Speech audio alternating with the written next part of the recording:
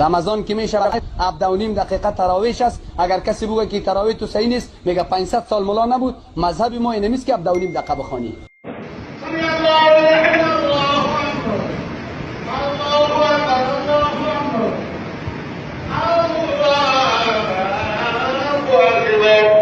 الحمد لله رب العالمين الرحمن الرحيم مالك يوم الدين اياك نعبد واياك نستعين الصراط المستقيم صراط الذين انعمت عليهم اذا جاء الله فلا تمسكوا بالله قالوا بالحمد لله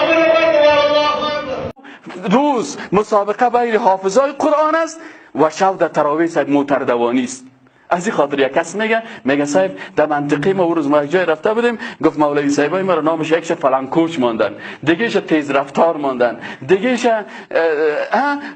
از اون موترهای دبه که در پاکستان است از اون ماندن. چرا او رو نامش دبه مانده و تیز رفتار ماندن؟ به خاطر اوج 15 دقیقه تراویح خلاص میکنن و او دیگهش در نیم ساعت خلاص میکنن، اینش که در 45 دقیقه خلاص کرد باز دبه شد.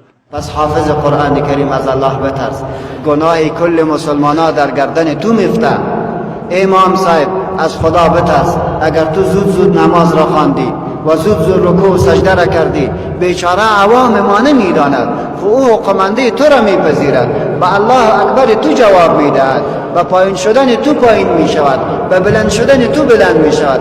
ارگاه تو نماز را زود بخوانی. پس عوام ما چی گله دارد؟ او مسلمان خو وقت خود را داد، او مسلمان خو پشتت ایستاده شد، او خو چای خود را ترک کرد، او خو مجلس خود را ترک کرد و پشت تو ایستاد شد. ارگاه تو غلط بخوانی، تو غلط برش نماز را بخوانی، غلط برش قرآن کریم بخوانی، در حقیقت گناه از او بیچاره هم در سر تو خواهد بود. الحمد لله رب العالمين الرحمن الرحيم مالك يوم الدين اياك نعبد واياك نستعين اهدنا الصراط المستقيم صراط الذين انعمت عليهم غير المغضوب عليهم ولا الضالين.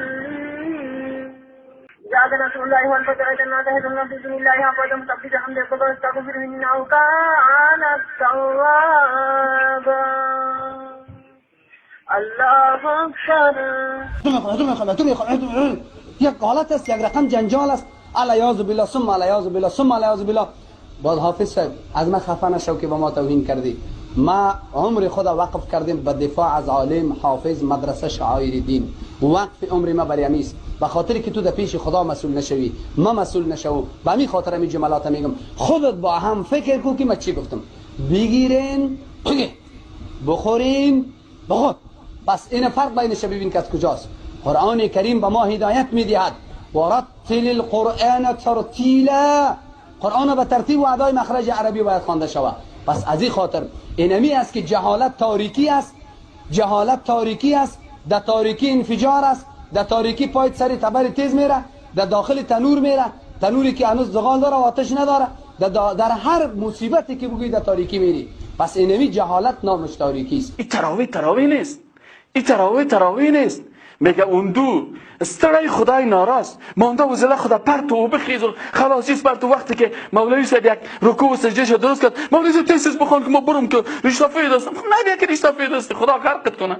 برو قرار در بین خانه‌ات باشی خواندن نمیتونی. بانت یقل کسایی که برای عبادت آمدن مانع عبادت مردم دیگر خدا شد که مثلا رشته هستم حتما باید در صف اول باشم و دیگر نمانم که عبادت خدا را صحیح بکنن. اینجا یصدون عن سبیل الله میشن کسانی که در ماه مبارک رمضان مولوی ها را نمیمانن. سیدی ما خبر کلگی میره و کلگی میشنوه. شما ریش سفیدا، شما کسایی که خدا آجی میگیرین، اگر مانع میشین از خواندن تلاوت رکوع و سجده درست علما به خاطر که اشتراک نمیکنی، خوب است که در خانه‌ات نمازت بخوان، در 10 دقیقه تراویح را بخوان، اما بلیاز خدا از خدا بترس. مانع از این نشو که جوانای ما که میخوان که در 50 دقیقه و 60 دقیقه تراویح خدا بخوانن واره هم مانع عبادتش نشو.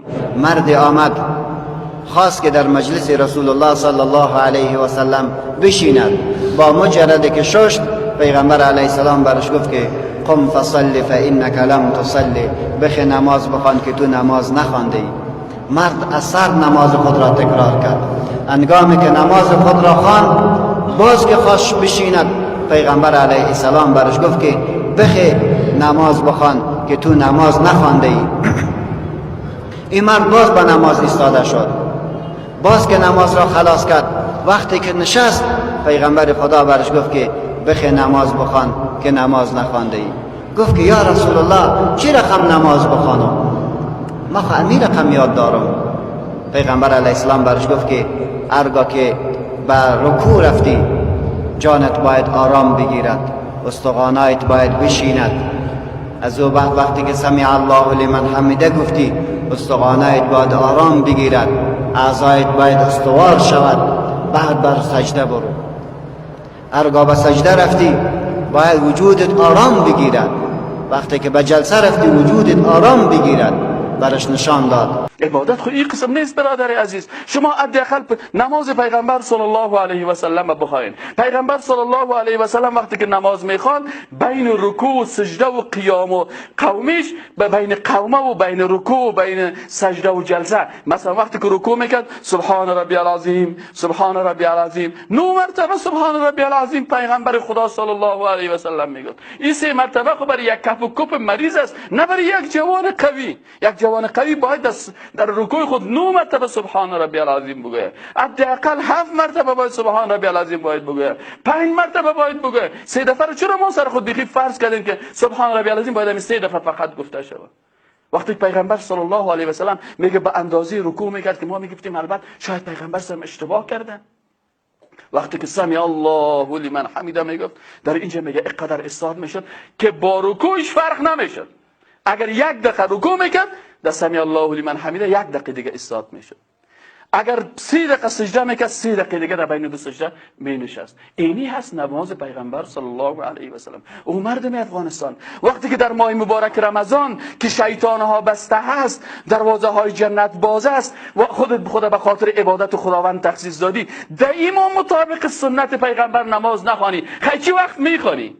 بناهن امام حافظ انگامی که به مسلمانا تو قیام اللیل میکنی، برایش تراویح میتی و تو نماز را زود زود میخوانی، قرآن کریم را با عجله میخوانی، باور داشته باش که گناهی از این مسلمان ها هم در گردن تو خواهد بود. و کسایی که این گپ ما را میشنوند اگر امامشان همچو قرآن میخواند و همچو نماز را زود زود میخواند باید برش بگوید که نماز را درست بخواند.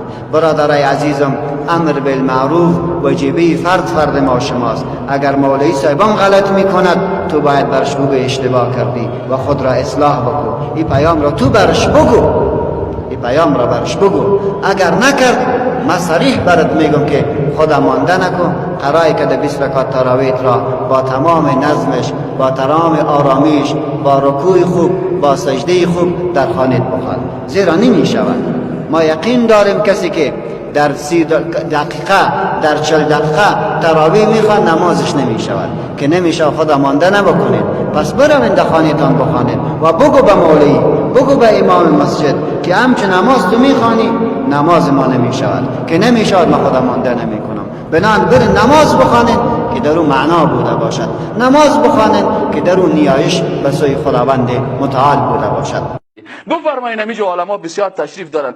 آیا تراویحی که در افغانستان خوانده میشه این قسم تراویح محمد رسول الله خوانده، ابوبکر صدیق خوانده، حضرت عمر خوانده، حضرت عثمان خوانده، صحابه کرام خواندن؟ کی خوانده؟ بفرمایید به این طریقه که آمده. یک بدعت غلط نادرستی هست که سر دین تجارت است که باید تراویح را در 20 دقیقه و 25 و نیم ساعت خلاص بکنی. کی خوانده؟ هیچ صحابی نخوانده. به خدا نجات ما در چه وقت است؟ قل ان کنتم تحبون الله فاتبعونی.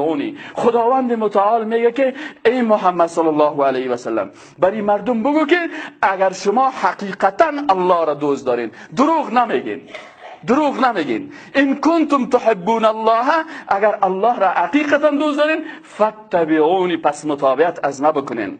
در چی متابعت بکنیم؟ در ماه مبارک رمضان در تراویح به این متابعت پیغمبر خدا را بکنیم. به این پرسان کنیم از علما، بگو او مولوی صاحب بخیزن امیال بعد از ما عابد صاحب میخیزه، از بیش سوال کنین، بگو ای مولوی صاحب پیغمبر خدا چه قسم نماز میخوان؟ حداقل بر ما 5 دقیقه درباره نماز پیغمبر خدا گپ بزن که دیگه وقتا شیطان ها ما را نمیمانه. حداقل در ماه رمضان که شیطان ها بسته است ما مثل پیغمبر خدا نماز بخوانیم. خود برات گفت که پیغمبر خدا بین رکوع و بین قومیش ایستاد شدن از رکوع و بین سجده و بین شیشتن در بین دو سجده فرق نبود. پیغمبر خدا حضرت انس رضی الله تعالی عنه میگه، یک صحابی مبارک میگه ما حضرت انس گفتیم که یا انس تو خود 10 سال خدمتگار رسول خدا بودی، تو بگو پیغمبر خدا چه قسم نماز میخوان؟ گفت پرسان نکنین که باز برات، گفت که بگو انس گفت که پیغمبر خدا خیس نماز شروع کرد. میگه وقتی که حضرت انس رضی الله تعالی عنه میگه بر رکوع رفت، میگه ما فکر کرد سمع الله لمن حمیده، استاد من میگه خوش برد. چرا قتال داد؟ چه گپ است؟ ولی حضرت انس برما اینمی نماز پیغمبر خدا بود. یک صحابی دیگه میگه که من به وضو بودم، در مسجد قامت گفته شد، رسول خدا صلی الله علیه و سلم به نماز پیش شد. میگه من رفتم در خانه خود وضو کردم، حتی غسل کردم، پس آمدم از خانه خود. هنوز پیغمبر خدا از رکعت اول خلاص نشد. برای من ضرورت پیدا شد، خانه خود رفتم، وضو کردم، غسل کردم، پس آمدم رکعت اول هنوز از نماز پیشین خلاص نشد. دیگه وقت خوانده نمیتونیم. حداقل ببین ما این مبارک رمضان فرصت است نمازهای خود جور کنیم کم کم. اومدم سن از گپای مولای تجارتی نرین که میگه تیز بخوان که در غم جیب خود است. اگر میخواین اسوهتان اسوه رسول خدا صلی الله علیه و سلم است. اگر میخوای که نجات پیدا کنی از رسول گرامی اسلام در نمازهایت پیروی بکن. حداقل بگو مولوی صاحب الیاز خدا یک 2 رکعت نماز بیا عابد صاحب امشب ما میشینیم 2 رکعت نماز برای ما تراویح بده مطابق طریقه پیغمبر صلی الله علیه و سلم. حداقل در روز آخرت بخیزیم بگویم که رسول خدا در کل عمر خود 2 رکعت نماز مطابق طریقه تو خواندیم. تو نشه که پیغمبر خدا بر ما بگه که 4 رکعت نماز خواندی، اونجا که سعی کنی 2.5 میلیون رکعت نماز خوانیم، برش بگه که 1 رکعت تا مثل ما نیست. چی نماز خواندی؟ بدل خود خواندی.